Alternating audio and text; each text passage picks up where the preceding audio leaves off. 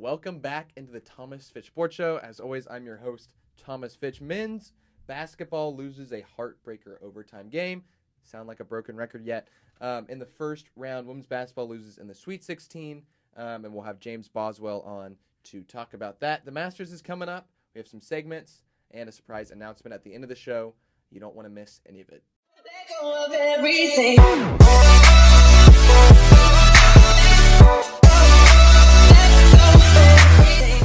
All right, so we're going to start with men's basketball.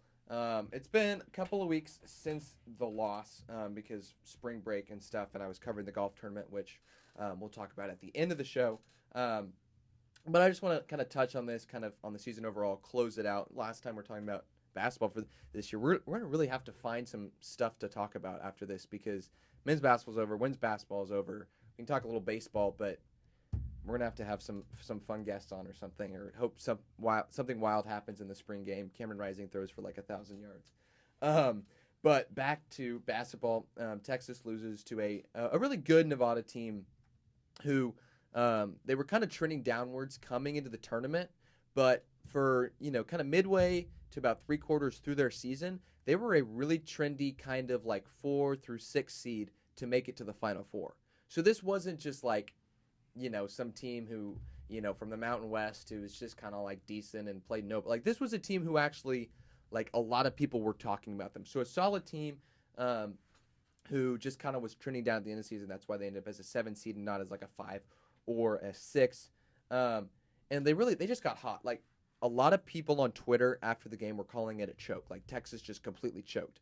And to an extent, yeah, anytime you blow a 14 lead, that's by definition you choked. But it wasn't like Texas just all of a sudden started playing poor. Like they just started throwing the ball out of bounds and taking terrible shots and giving up easy layups. Like Nevada just got hot.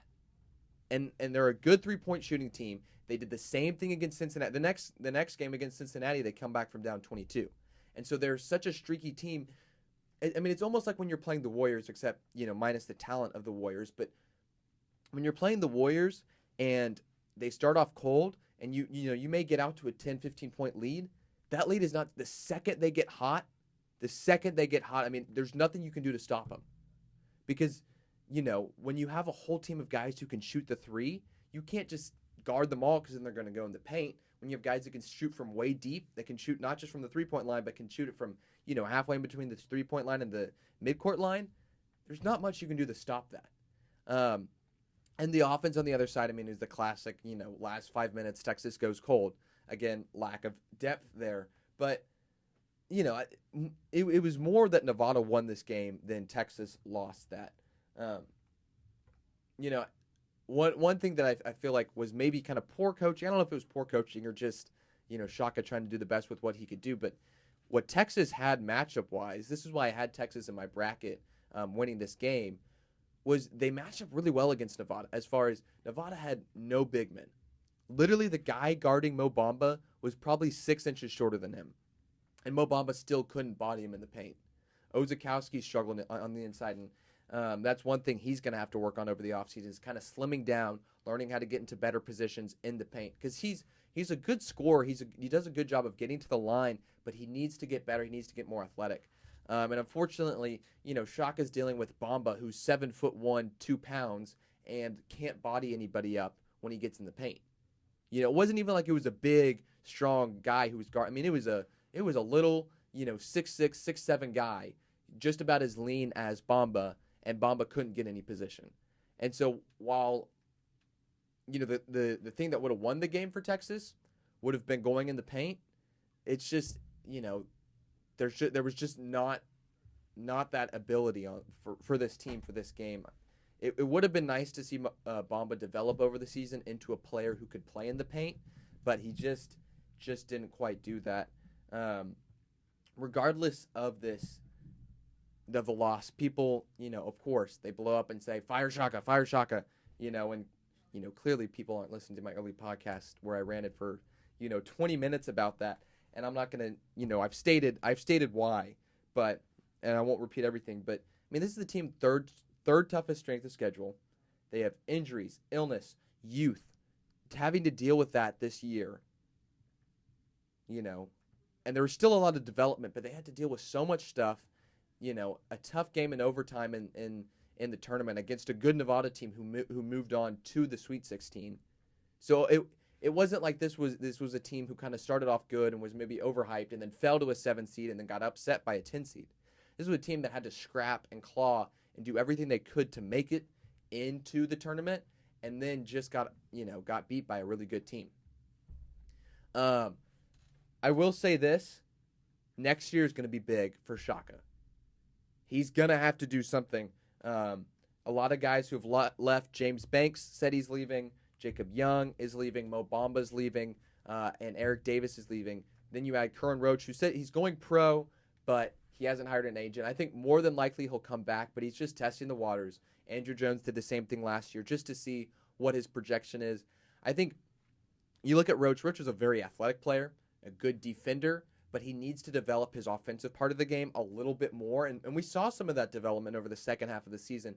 But I think if he stays one more year, he can really develop that offensive part of the game and can actually be a really good player in the NBA, maybe develop into a kind of early second-round draft pick and really be a leader of this team with Ozakowski next year. One theory I've had for some of these guys leaving is that Shaka's trying to get space for the new guys coming in, but I mean, a lot of these guys, it's one, when it was just Jacob Young leaving, I was like, okay, move a guy out who hasn't done much. And I mean, Banks didn't do much. Davis, I think he, out of those three guys, did the most. And obviously he was there for the longest. And so that may be the biggest loss. But none of these guys are, it's not like when Mo Bamba leaves or if Roach were to leave. And so I don't think that's the biggest, that doesn't scare me as much, them leaving, as if if Ozakowski said he was leaving, or if, well, I guess Coleman and those guys can't leave. Well, if they said they were transferring. But you look at what the Big 12 is going to look like next year. A lot of Trae Young is gone, which is maybe unfortunate because we played well against him. But a lot of teams are losing. A lot of the good Big 12 team. One reason why the Big 12 was so tough this year was because there was a lot of senior leadership. And when you have a year where there's a lot of senior leadership, that means the next year it's all gone.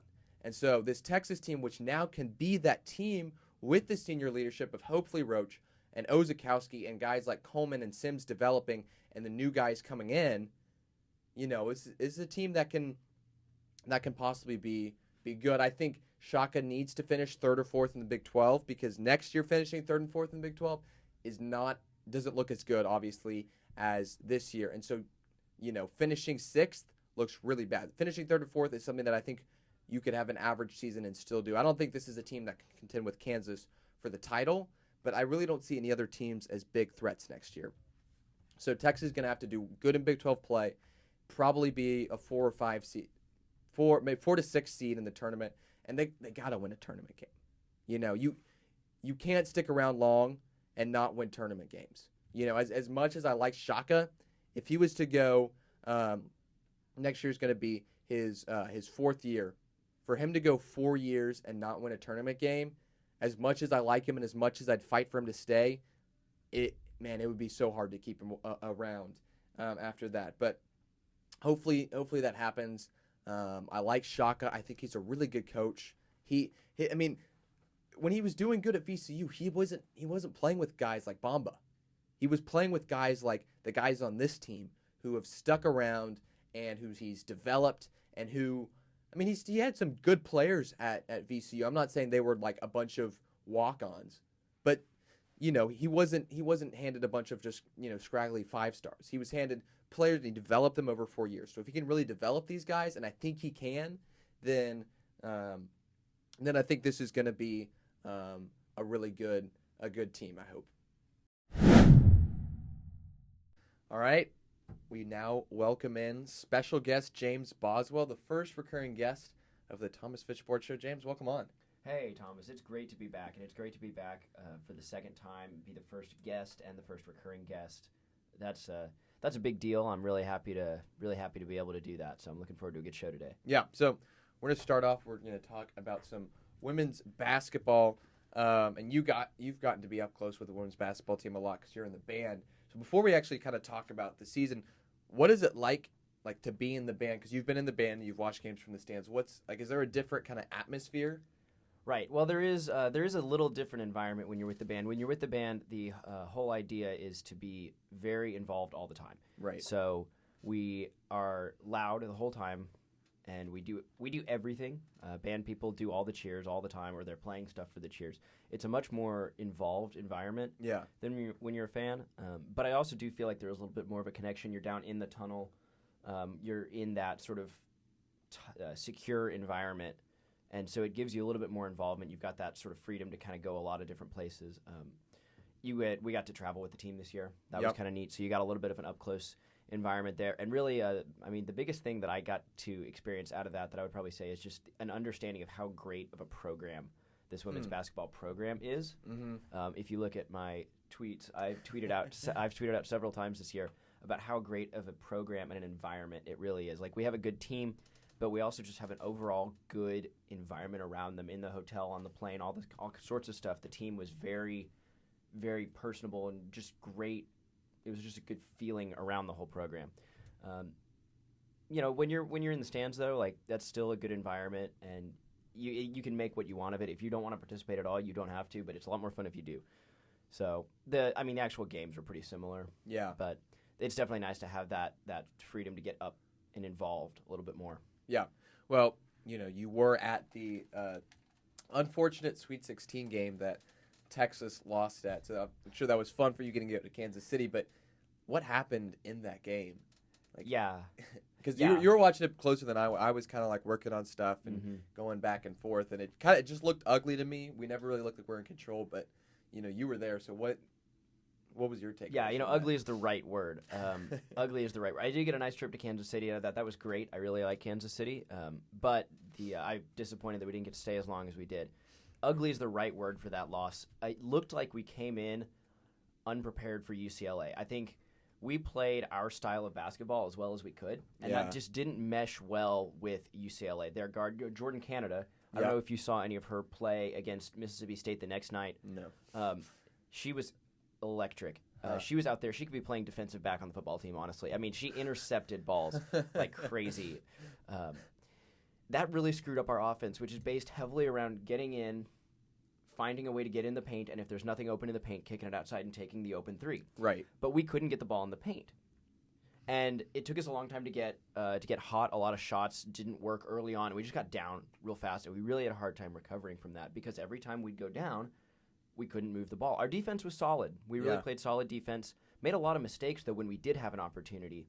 There'd be several possessions where we could get down. We may have a breakaway, or Canada was in the wrong spot or something. This was our chance to get points on the board, and we just looked terrible. We'd throw the ball out of bounds. I mean, just weird things. The whole night was just not right. It was sloppy basketball, not characteristic of this Texas team, although we have seen them play sloppy at times. Yeah, it feels like once they kind of start going down that slippery slope to sloppiness, they start forcing passes. They feel like they need to do more than they actually needed. Like, they feel like they're not in control of the game when they really are, and that causes them to produce all those turnovers. Yeah, that's a fair analysis.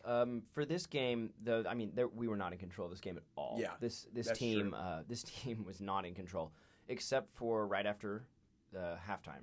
Coming out right after halftime, good push. We're able to get back up. Got up by 5 actually at one point, and then just kind of got sloppy, burned out or whatever.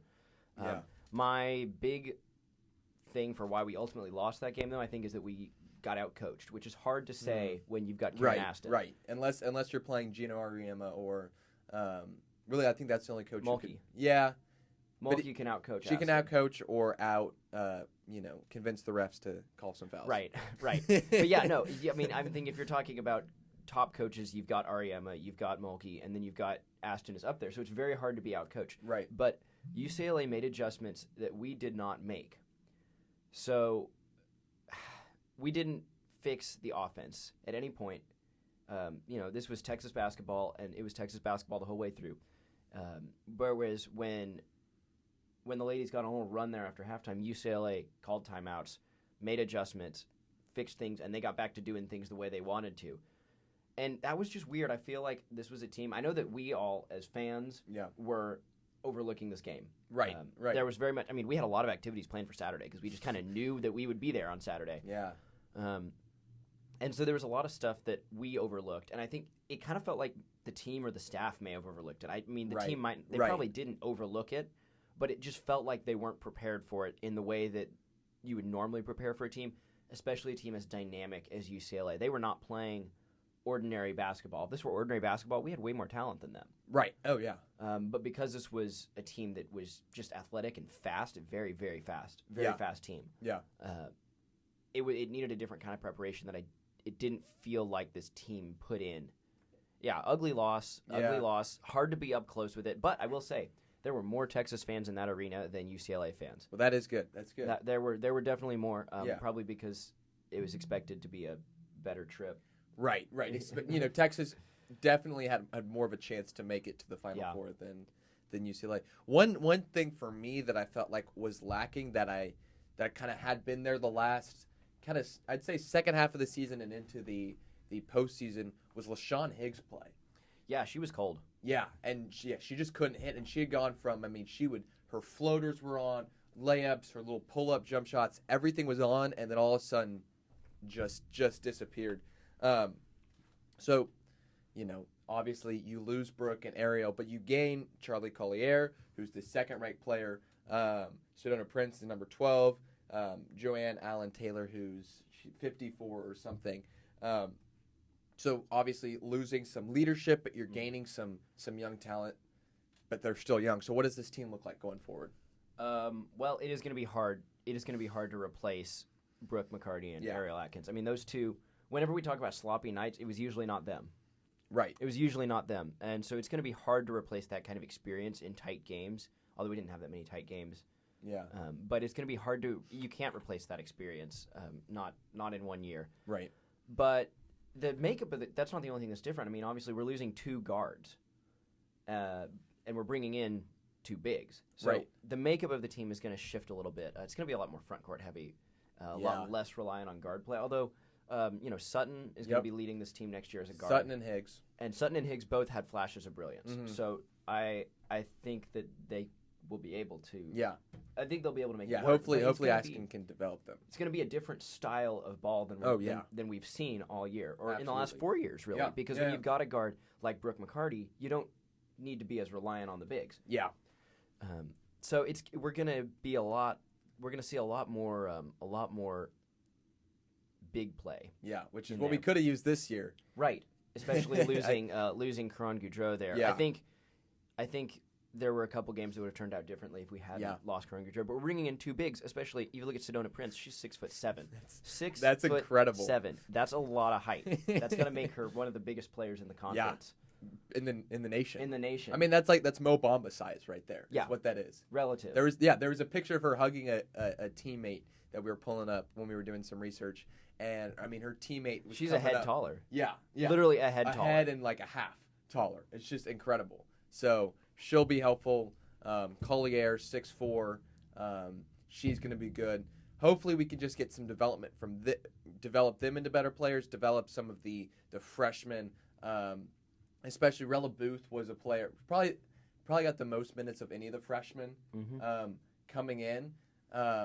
And if she can develop, if Chastity Patterson can develop, then I think we can start to get some more leadership there, because what we're lacking is the experience, and that's what Atkins and McCarty had so much of. Yeah, and that is going to be hard to replace. But it's not going to be a freshman team next year. Right. I mean, we're bringing back Sug Sutton, who got to play pretty well. Higgs. Joyner Holmes got some time, a lot of time at the end of the season. And she really, because she was suspended for the first half of the season, so she really is kind of starting to get back if she can, and she's kind of trying to develop into that big player that she wants to be a shooter, but I think she fits more on this team, as a 4 or maybe a stretch 3. Yeah, but I do think that bringing in more bigs will we'll have a little more freedom to move around. It's going to be interesting to see what Aston does with all these big players now. Yeah. But we do have a little more experience coming in. I mean, we can't overlook Joyner Holmes' experience. Joyner Holmes and Jatari White both got a lot of playing time with Karan Goudreau out. Yeah. And so that is going to be a big deal. That was half a year, basically. Yeah, you're half right. a year starting. And I know if you listen to the way Aston talked about Joyner Holmes coming off of that suspension and getting to fill in, There was a lot of positive there that wasn't there at the beginning of the year. Yeah. So I think that this is a team that is going to be, it's going to be hard to replace the experience. But I really think that if the coaching staff can rearrange the style of basketball around the new talent, and I think we've got a coaching staff that's versatile enough to do that. Definitely. This is going to be a team that's going to be a contender again. Yeah. Yeah. I think, of course, I say that it's the lack of depth in women's basketball as a sport means that it's not that hard to be a contender. Right. But I don't think, if we're asking if there's going to be an elite team next year, I don't think so. Yeah. Do you think this team has been elite since Aston's taken over? Do you like overall you think, oh, that's Texas, you put them in the elite category?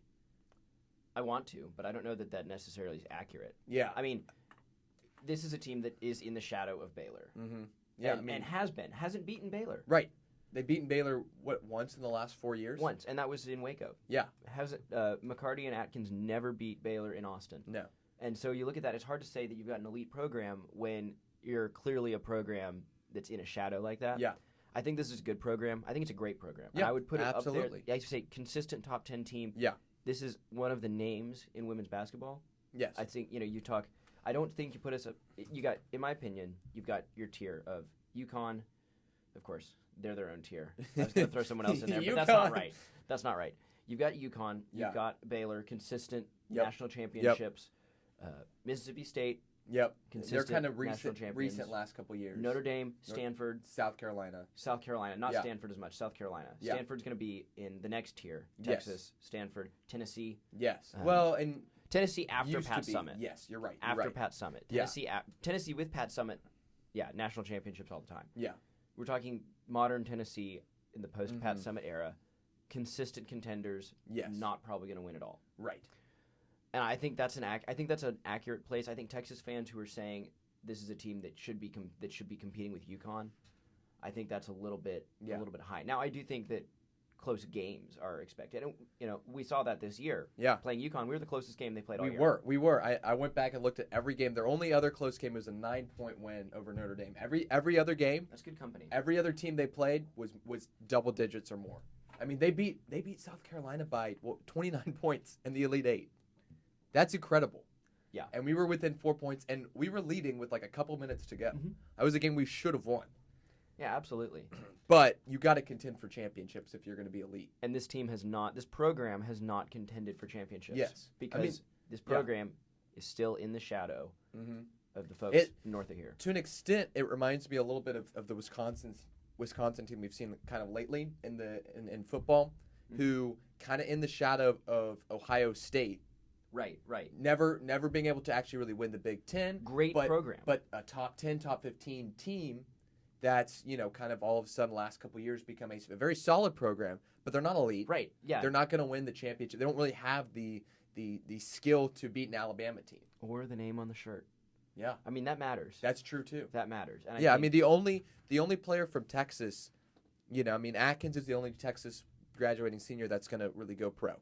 And at that, I looked at the NBA or the WNBA, draft projections. She's projected to be the last pick in the draft. And they're not a lot of, it's like 36 picks or something like that. But she's not expected to go far. Brooke's not, really expected. Maybe she'll be a third rounder. McCarty's predicted as a second rounder according to Texas Sports. Okay. Well, this, obviously there's different things, but as good as McCarty was, she's not I wouldn't really consider her a top 10 player. You know who's predicted to go above both of them? Who? Jordan Canada, UCLA. And I think that's fair. Yeah. After watching that game, I would say if I had to pick one player who would impact a game, I would say that it would be Canada. Yeah. Which I hate to say because we are Canada. we are Brooke McCarty fans. Yeah. And Ariel the Atkins. bun. We are fans of both of them on the Thomas Fitch Sports Show. Yeah. But I got to say, definitely not an elite program here yet. Right. If Texas can turn the could corner, be. beat Baylor. You bring in Collier, you bring in Prince. Mm-hmm. Yeah. I mean, this program that has grown a lot. I mean, to get the number two recruit in the nation, that's really impressive. I mean, UConn is number one.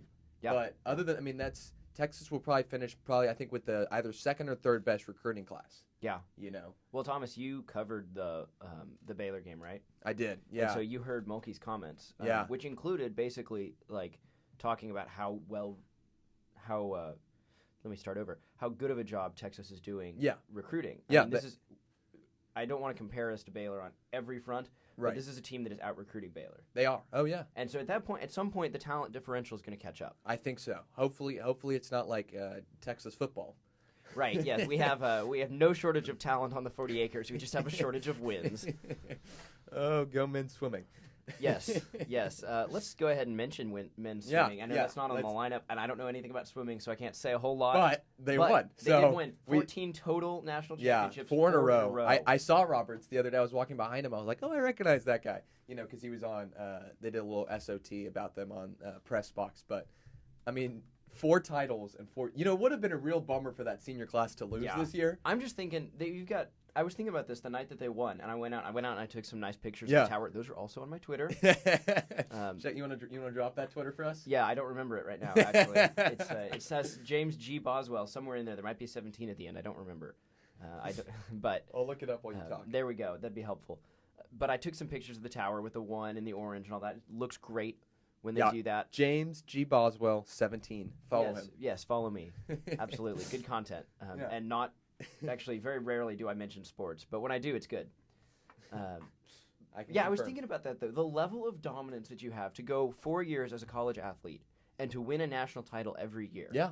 That is ridiculous. And I think people say, well, it's swimming, so it doesn't really matter. And there are fewer variables in swimming than in, like games. You're not going to win a basketball game 4 times if you play it 4 times. Right. You're not going to win a championship 4 times. There are just more variables. But still, to have that consistent level of performance with different athletes for 4 years, that is incredible. Eddie Reese, what a coach. I think as a campus, there's very little appreciation for men's swimming. Yeah. And I think that's really sad. Yeah. And diving. I need to throw diving on there, too, as I'm talking about lack of appreciation. But Jordan Wendell. Good diver. I mean, there is overall a lack all the of swimming names I know: Roberts, Reese, and Wendell. There you go. Yeah. All right. That's the Thomas Fitch Sports Show official take on men's swimming and diving. Appreciate it more. Go to more events. Yeah. Okay. So that'll do it for that. So we're gonna move on to a new segment, or not? It's not a new segment. New segment to do with James. Is one of the more popular segments we have. It's called Professional Takes. So y'all know the drill. Y'all know how it works. Popular talk shows, we take their segments. We go as little facts as we can, and we're just going to talk about it. So first one, this has to do with Odell Beckham Jr. That's kind of a 3-part question, kind of all relating. But where is he going to end up? What is this trade? The rumors the Giants were wanting 2 first-round draft picks for him. And is 2 first-round draft picks too high of an asking price for OBJ? I don't know where he's going to end up. I think it says something about the Giants that they don't want to keep him because he's clearly really good. But they also clearly don't want the distractions. I think that's fair. He is good if you're talking about skill. But you talk about performance. I mean, his performance has not lived up to his talent. Yeah. I would say. And part of that, he got hurt last year. So we can't really judge it based on last year's numbers because they don't exist. Yeah. But I've always felt with Odell Beckham that his potential is way higher than his actual execution. Yeah. You see him in practice and warm-ups, all kinds of stuff, doing just crazy stuff. And then game comes along, and he's just another good receiver. Yeah. I mean, that's what I would say with – and so you talk about, like, too high of an asking price. If I were a GM, I would not give up two first-round picks. Well, yeah. Who has 2 first-round picks, first off? Well, that's what I was thinking. The Browns. The Browns. Okay. That's who it is. Well, he's not going to be good if he goes to the Browns. And the Browns aren't going to – it's one thing to trade, like, a 15th and a 20th pick. The Browns aren't going to trade their 1st and 4th round pick for Odell Beckham. Overall. Overall. Not round. Yeah, sorry, my bad. Yeah, the first pick in the first round and the 4th pick in the first round. Like, it's one thing if this is, like, for Tom Brady or – I still don't think Jared you Goff. give up those. I still don't think that. Okay, Jared Goff maybe. Maybe, yeah. Like no, a younger Brady. quarterback. Yeah, no. Not Brady. Yeah, but a younger quarterback who like Goff who has some potential, or Carson Wentz, like something like that. But Odell Beckham he's a guy who with a good quarterback or really an average quarterback can help out your offense and maybe turn your offense into a solid offense. But he's not going to turn an 0-16 Browns team into a championship-winning team or a playoff team. Right. I mean, yeah, there's that's what I meant. receivers, just a playoff team. in general. Receivers do not have that much of an impact on a team. I say that a good receiver is important, Right. very helpful, but a receiver cannot turn around your team. No.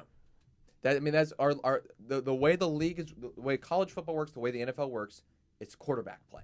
You need a good quarterback to build the team around. And if you're a good receiver and you don't have a good quarterback, you're not a good receiver. Right. I mean, there's so much dependent on the quarterback when it comes to the receiver and the receivers with quarterbacks. I mean, it works both ways. Yeah. But if you are a team and you're looking for an upgrade at the receiver position, Odell is not worth 2 first-round picks. He's a good guy to look for. I think he's one of the top receivers on the market. Yeah, hands absolutely. down. We've seen that. We know he can be good, but we haven't. I don't think we've had a season where he's been a game changer. No, not I really. mean, part of that's just the nature of receivers, but I don't think I haven't had a season where I've come away and I've said Odell Beckham made an impact on the Giants season. The 1 year when they were good, which was not this past year, but the year before that, the year where they were the wild card teams because the Cowboys were really good. It was their defense. That's why they were so good. Right. Odell helped them. He certainly helped them win some of those games, but he didn't carry that team. So, and the other thing is just it's the off the field stuff. You know, it kind of started when they had that like boat party the same year they made the playoffs and then lost in the first round, and then the video comes out of him, you know, doing allegedly maybe there was drugs or something and just bad stuff. That's bad publicity for a guy who's not completely changing your team. Especially when you talk about the reports that we've had of just emotional things, you know, emotional stress or like punching holes in the wall. Yeah. Stuff like that. I think if I'm the New York Giants, I think it's a good idea to get something out of him, and I think asking for too high of a price is a good place to start. Yeah. You know, you want to start high. Well, that is true. But if I were on the receiving end of that trade, you got to be careful not to overpay because it's really easy to overpay, especially for a big name like Odell Beckham. He was on the cover of Madden. Yeah. He's a freak athlete. Yeah. He's incredibly talented. Yeah. But we haven't seen him make those plays. You're right. You got to judge based off what you well, see. You know, it'd be wild because if they were to make the trade with the Browns, that'll get them the 1st and 4th pick, and they have either the second. I'm not sure what it is. That's a game changer. But they either have second or third. They would have 3 of the first 4 picks in the first round of the NFL draft. Like how that would be insane. That is a game changer for the Giants. Because when you have those picks, you can pick whatever quarterback you want. You can get the best offensive lineman in the draft, and then you can pick the best whoever else player. You know, the best defensive player in the draft, the best running back. You know, you could get Sam Darnold, Saquon Barkley, and they lost JPP. Yeah, and so Bradley Chubb. They could get. Could you imagine that haul? Bradley Chubb, Sam Darnold, or Josh Rosen, or Josh Allen, and Saquon Barkley. That would be scary. Well, that fills a lot of the holes that they need. I mean, they've got Eli Manning, but they haven't had a bell cow running back. Right. So Eli Manning is their offense. Yeah. Eli and Odell. Yeah, and you would lose, receiver and Odell, but you get a running back who could catch the ball. The Giants loaded up on receivers. Yeah, that's true. true. Losing Odell Beckham is not going to kill them. No. Because they still have. Pardon me, my brain just went blank. They got a lot of receivers. I couldn't tell you, but Cruz, they got Sterling Shepard. Oh, that's right. Cruz left. Shoot, I think. I don't know. Yeah, but you're right. Sterling Shepard. They've got Shepard, and he's going to be good. Yeah, he was good at Oklahoma. And you could take a receiver like in the second round too. And Sterling Shepard's not going to cause any problems for that team. That's true. He's not going to be a distraction. Yeah, you know, I think he can step up into a number 1 receiver role. Brandon Marshall, they still have Brandon Marshall. Yeah, that was more than a 1-year deal, right? Yeah. So they still have Brandon Marshall, who was not spectacular last year, but the Giants were not spectacular last year. So that's a poor way to judge. This is a team that loaded up. They went all out at receiver, and that's probably what cost them their season last year. Yeah, and they had all those injuries with the receiver. But yeah. No clue where he'll end up. But hopefully, whoever gets him doesn't pay 2 first-round picks for him. And Cleveland, if you're listening, don't do it. Don't do it, Cleveland. Don't do it. Cleveland has handled their team a lot better than that, though. I think they're too smart to give away 2 first-round picks. Yeah, but that would be the most Browns thing. It would be a very Browns thing, but I feel like the current administration is not that dumb. Yeah, you'd think they're not chasing quarterbacks. Right anymore. Okay, so let's move on to some NBA talk. Talking a little Warriors. Mm-hmm. Kevin Durant, Klay Thompson been banged up. They are either back or returning soon. But Steph, who had come back from an ankle injury, game he comes back, goes down with an MCL sprain. I believe, and MCL sprain, and I think he's out like at least 3 weeks. At least is what they said. So with the NBA playoffs starting, what kind of chances do you think like the Warriors have without Steph? Well, I mean, I'm just going to throw a disclaimer on here for people who do not know me personally. I do not watch the NBA. Yeah. I do not watch the NBA. I do not read about the NBA. I do not follow the NBA. Yeah. I am not an NBA person. I know nothing about the NBA. So I really am not the best person to talk about Right. this. But I'm going to say that we know that the Warriors have a ton of talent. Yep. And if what was it, Durant and Thompson can come back. Yeah. I mean, that's a 2-for-1 deal. They're not the same kind of player. Right. No one's going to be shooting threes the same way Steph Curry does. Yes. But I think if you look at just the level of talent, it's going to get them at least out of the first round. Yeah, you'd certainly and think so. That just buys them some time. Right. We've seen with 3 years of dominance, right? 3 years? 4. 4 years of dominance. See, I don't know anything. With 4 years of dominance, this is the 4th year okay. of dominance. Yeah. All right. So with 3 years of dominance, yeah. I was right. With 3 years of dominance, 3.5, 3 3/4. This is a team that is not used to having to play close early on, and I don't think they're going to have to just because of the talent disparity. Yeah. Well, that does lead us into the next question, possibly because it's how much damage can the Minnesota Timberwolves do in the playoffs? Right now, Timberwolves are a 7 seed, meaning they would play the 2 seed Golden State Warriors. They have Karl Anthony Towns. They have Jimmy Butler, Ricky Rubio, a good young team that I don't think they beat the Warriors if they were to play them. Again, if they're going to, this is the year to do it. Right. Especially with injury. I mean, the Warriors are beat up. Yes. But, I mean, the tough thing about the West is there's so much. I mean, which Wade says Celtics all the way. We're actually not talking Celtics today. I think we did a couple weeks ago. But Minnesota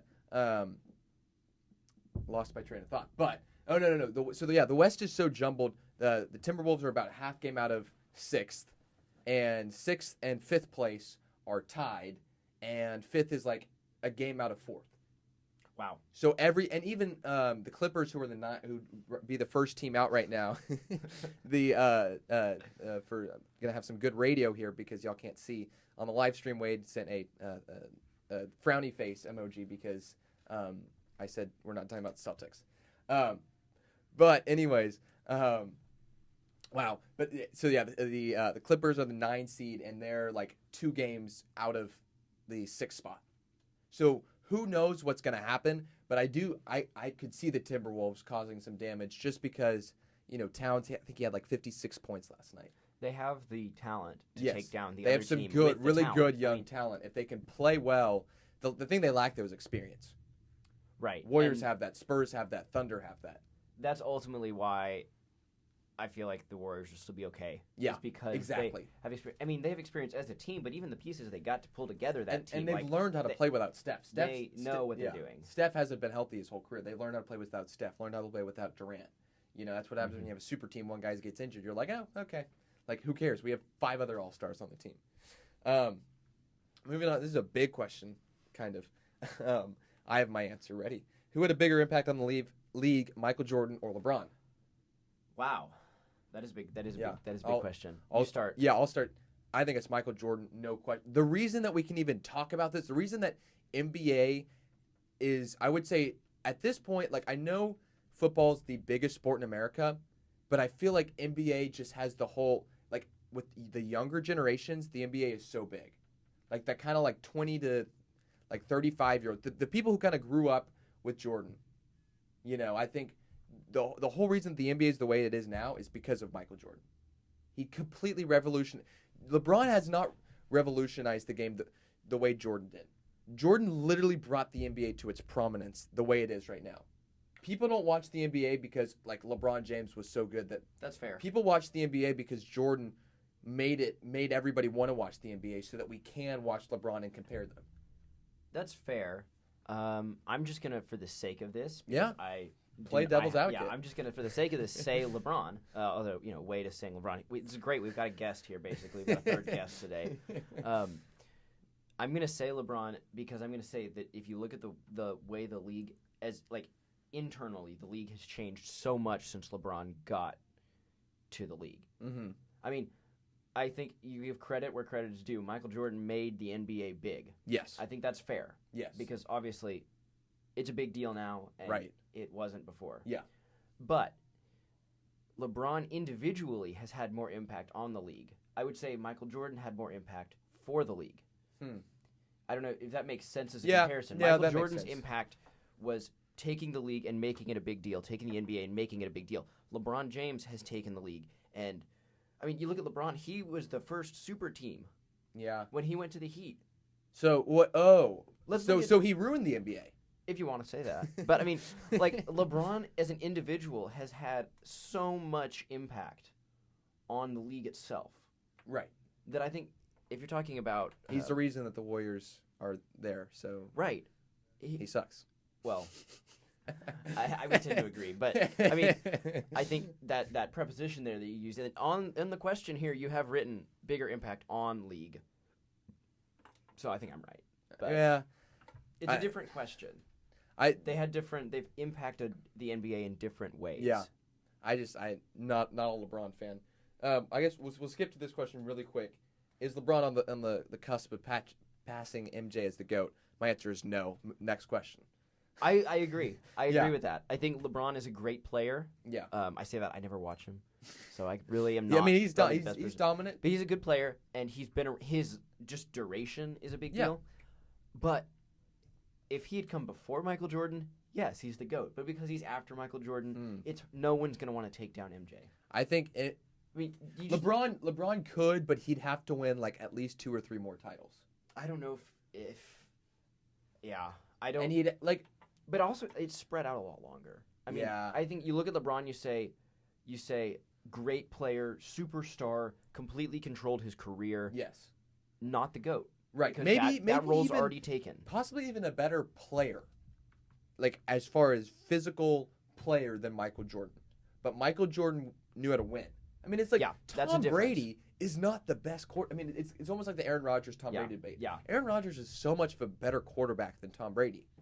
But Tom Brady and both of them have had teams that they've kind of brought to the playoffs that haven't been that good. Yeah. But One knows how to win. Yes, exactly. I think that is the difference. I mean, I agree. I think that's the difference is that one guy was able to finish. The other guy just has had a really long, consistently good career. Yeah. And so LeBron, big deal, but impact on the league, or not impact on the league, that's a different question. We already did that. Yeah. The GOAT, no. Yeah. Because he came too late. Yeah. If he were before, different story. Yeah. Okay. We got 3 more questions. We're going to move through them fairly quick. Is it fair to compare Dak Prescott to Hall of Famer Troy Aikman? Yeah. No. Big you. no. Thank you. Yeah. Dak Prescott, great quarterback, a lot of potential. Dude's completed 2 great. years. Good. Yeah. Solid quarterback. I think he's going to be a franchise quarterback. He probably for the Cowboys, could be. And I think it's going to be a good deal for them. But He's played 2 years. Exactly. He played 2 years. And we saw a big difference between year 1 and year 2. Yeah. I mean, big difference. You went Sure. from being one of the best to better than average. And how often do we see that among rookie quarterbacks? That's pretty typical. It's all the time. Pretty typical. You know, and so I think it's a big Yeah, look year, at but- RG3. Although he had injuries, so that's a different story. Yeah. But no, you don't compare young players to Hall of Famers because Yes. the Hall of Famers were good multiple times or good consistently. I don't even know how good Troy Aikman was his first 2 years. That was when Yeah. I was like -5 years old. So Right, and you can't be expected to know that. exactly. I mean, No. yeah. Yeah, I think if you got to look at what Troy Aikman did in terms of dominance. The Cowboys were the Patriots of the 90s. Yeah. I mean, and nobody's debating if Garoppolo is equal to Brady. Right. Nobody's having that conversation. Yeah, some are. Well, they shouldn't be. Yeah, I know they They should. live in San Francisco.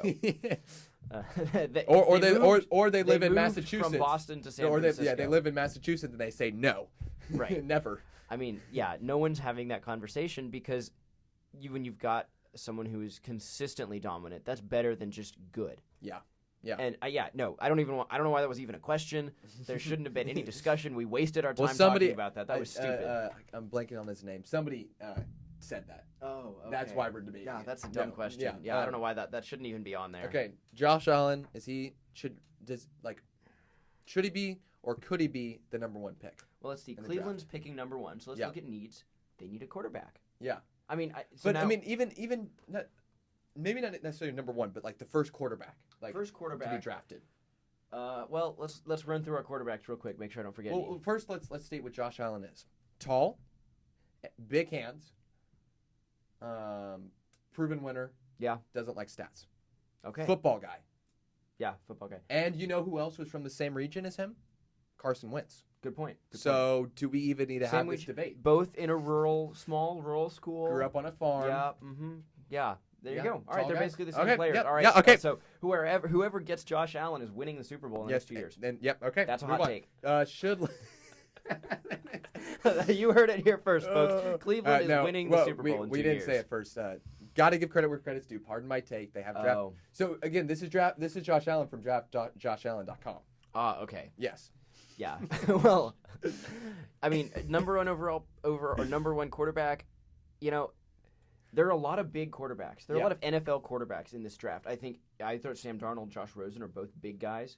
Mm-hmm. They look like NFL quarterbacks. Josh Allen looks like an NFL quarterback. I think Baker Josh Allen is the Mayfield. better Josh. I do, because he's won more than Rosen. Rosen's career was kind of a disappointment. Yeah. Well, I mean, Allen went 7-5 his senior season. And Rosen did beat A&M. He did. And we know that is the mark of a good team. I mean, Alabama's beaten A&M every year. You're right. UCLA is elite. Yeah, there we go. Well, I think, my hot take, I don't think any of these quarterbacks are that good. I almost think Baker Mayfield's going to be the best quarterback out of this class, not because he's going to be super good, but he's also older. He is older, but I don't think Darnold's that good. Maybe he can develop. Like, a lot of these guys are such projects. Darnold needed another year. Darnold is a project. Now, there's a team who's playing USC next year. I don't have a problem with Darnold leaving, but I think Darnold should have stayed. And I think that's going to hurt his draft stock. He's got a lot of potential, but he's not. He's 1 year older than us. Yeah. 1 year older than us. Well, no, he's redshirt. 2 years older than us. But still, that's incredible. He's young. He's very young. Mayfield's what, 23? Mayfield's been in college for 50 years. Yeah, that's true. I mean, Baker Mayfield has been in college for a long time. Yeah. That helps him. Yeah. And I think Josh Allen, Josh Allen actually graduated from college. Yeah. That helps him. Yeah. Both of those two guys have played a lot of college football. They graduated. Well, I don't know if Mayfield graduated. I just assume he did because he's been in college for so long. And it's Oklahoma. It's Oklahoma, right. There's no excuse to not get it. Wade said he has to leave. By the way, guys, if you want to ever join in on the live conversation, we go live about 12:45 every Thursday. So feel free to join in and drop some comments and stuff. Thanks, Wade. Yeah. I mean, I think we've kind of made our point. Yeah, I think Josh Allen would be one of the better quarterbacks because he's got experience and he's got size. But there are a lot of good quarterbacks in this draft. I agree. None are game changers. Yes. But there's a lot of good talent. Yeah. Last question. Should Lonzo's rookie season be considered a failure? And we were kind of talking about this before, and you said I don't know much about, or I don't follow NBA, right? So I don't know anything about him. And I follow NBA medium amount. I'll follow the NBA a lot more once the playoffs start. Since December, I haven't heard anything about Lonzo. Yeah, that's really true. And I think that's good. I don't know if I would call that a success, but I definitely wouldn't call that a failure, because with the hype around Lonzo, if he had come out and just played poorly, there would have been so much everybody would have been talking about it. That's true. And he hasn't played great. Cowherd's made a lot of bits. Although Cowherd lives in Los Angeles, so that's kind of his thing. Right. But he's made a lot of bits saying that Lonzo's doing what he needs to do. Yeah. And I haven't watched those because I don't care about the NBA. But no, the I takeaway agree. from that is that he is at least decent. Right. And that's what you kind of expect from a rookie. Even someone like Lonzo Ball, if he's not, I agree. There's a big enough investment that if he's terrible, we know about it. If he's great, we know about it. Yeah. When you really the smart writers, the smart analysts, they never saw Lonzo as this player who's the next LeBron. They saw him as the next player who can be a part of a young Lakers roster who's growing and developing, who can be a good player, but is not going to be the best player. But you got to let him develop. And I think maybe having his dad and brothers go to Lithuania, I think has taken away some of the hype, and so he's been able to just kind of play taken under away the the hype. distractions. That's for sure. And and Los Angeles is a hard place to live if you're a young superstar. Oh yeah, there's a lot. There's so much going on. Well, fortunately for him, he's from there. That is true, but I think still, getting his family out of there may have helped. Yeah. I agree, though. If the fact that he's under the radar, probably a good thing. Just as little as I understand. Yeah. I think that. I agree. When you've got an investment like that, you know if it tanks. Yeah, that's true.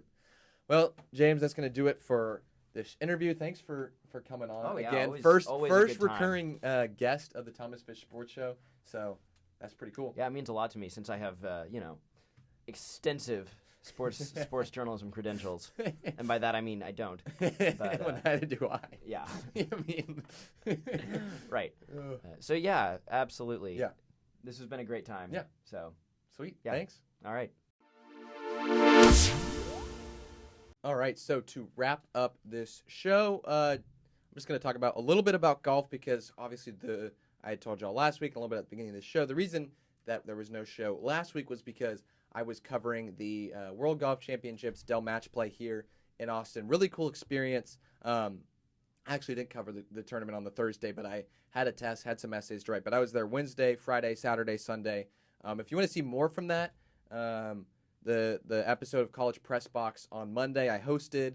I had a package in that, did some highlights. So if you want to see that, either look up TSTV Sports on Twitter, and there'll be a link to the YouTube video, or just TSTV Sports on YouTube. Check it out. I think it's, in my opinion, it's pretty cool. I was the host, so I may be a little biased there, but it was a really cool experience. Got to meet some cool guys. Shook Matt Kuchar's hand. That was pretty cool. Talked with Lance Armstrong. Matthew McConaughey's wife said hi to me, so it was pretty cool. But what's even cooler than that is the Masters coming up next week, which also means that we will not be having an episode next week because for me and for y'all, I want to watch the Masters. I know y'all want to watch the Masters. So this is me. This is not for me. This is for y'all because I know how much you guys like golf. And so I'm going to give you guys the next week off. No homework. You don't have to worry about watching this show. This is 100%, 100% for y'all guys. But that will be going on. So I'll do a little breakdown this week since we're not doing anything next week. But I think it's going to be an incredible Masters. So many guys coming in who are contenders. Obviously, the biggest storyline, Tiger's back. So that's going to be really fun to watch. But, Phil is playing well. I mean, how awesome would it be to see a Phil-Tiger pairing on Sunday? The Sunday red and the Sunday black of Phil, the two kind of old rivals. That'd be awesome. Bubba Watson, who won at the Dell Technologies match play, he's looking good. Justin Thomas looked pretty good in that tournament. You got some guys, Kyle Stanley, Alex Noren, guys who you may not know, but who they've been playing good recently. Both of those guys made a good run in the match play this past week. Spieth, who lost, didn't make it to the weekend, but, the thing about guys like Spieth, guys like Bubba, I don't put Tiger in this category because I think Tiger's obviously better than them, but Phil, Spieth, Bubba, guys who have won or have been in contention so many times at the Masters, it's just a course that some people play well on, some people don't. That's why guys like Ricky Fowler, Rory McIlroy have never won and probably maybe never will, just because it's such a unique course. You have to have a certain style. And Bubba and Phil and Spieth and guys like those guys, they have that kind of, that kind of game that allows them to play well there. And so even though Spieth isn't playing great now, he mentioned it in one of his press conferences. His driving's been good, but his putting's been off, which is really not generally what you think of when you think of Spieth. But he said if I could just get one putt to drop, I can get hot the same way that he did in Royal Birkdale when he won the British Open. So that's going to be a whole lot of fun to watch. Probably a good chance that of those 7 or so names that I just said, one of those guys isn't going to win it, or somebody else win it probably. But it'll be fun to watch. So enjoy your break next week of watching that. The big announcement that I had that I think I said at the beginning of the show is not next week, but the week after that. Not on Thursday, but on Friday the 13th. Oh, Friday the 13th. But what we're doing on Friday the 13th is a special episode of the Thomas Fitch Sports Show. The Texas Student Television, which I've done a bunch of stuff for, they have this thing that they call 24/7, where they film live content 24/7 for a whole week, and it's a big fundraising thing. And during that Friday from, I believe it's 11:30 to 12:30, we will be recording an episode that will be live, not just for y'all. It'll be live on TV, and then obviously we'll put it on iTunes and YouTube. But it will be live on TV from 11:30 to 12:30, and that's going to be not next week, but the week after that, Friday the 13th. So we're looking for guests. So if you want to come on, it's a whole hour. just come on for a little bit, do a little interview or whatever. We'll do probably just a bunch of fun segments. So that's the big news, and that's all I got for today. Anyways, it's been a fun episode.